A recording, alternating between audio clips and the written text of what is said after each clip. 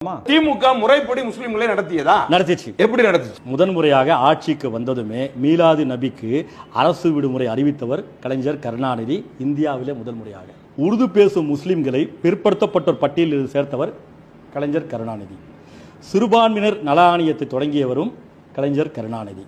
வக்பு வாரிய சொத்துக்களை பராமரிக்க முதலாக மானியம் வழங்கியவரும் கலைஞர் கருணாநிதி. தமிழ்நாடு சிறுபான்மையினர் பொருளாதார மேம்பாட்டு கழகம் தொடங்கியவரும் கலைஞர் கருணாநிதி. உருது அகாடமியை தொடங்கியவர் கலைஞர் கருணாநிதி. காகிதமில்லத் மணிமண்டபம் கட்ட நிதி ஒதுக்கி இடம் ஒதுக்கியதும் கலைஞர் கருணாநிதி. பிற்படுத்தப்பட்டோர் இடஒதுக்கீட்டில் இஸ்லாமியர்களுக்கு 3.5% விழுக்காடு உள்ஒதுக்கீடு கொடுத்தவரும் கலைஞர் கருணாநிதி. காகிதமில்லத் மகளிர் கல்லூரியை உருவாக்கியவர் கலைஞர் கருணாநிதி. இப்படி சொல்லிக்கொண்டே போலாம். இந்த மாதிரி பல விஷயங்கள் கலைஞருடைய ஆட்சி காலத்தில் செய்யப்பட்டாங்க. அது மட்டும் இல்லாம இந்த ஆட்சி அமைந்தவுடனே சிறுபான்மையினர் ஆணையம் அமைக்கப்பட்டதும் கலைஞருடைய ஆட்சியில் தான். அதே மாதிரி சிறுபான்மையினர் விடுதியில் பண்டிகைகளுக்கு சிறப்பு உணவு வழங்கப்பட்டதும் இதே திமுக ஆட்சியில் தான்.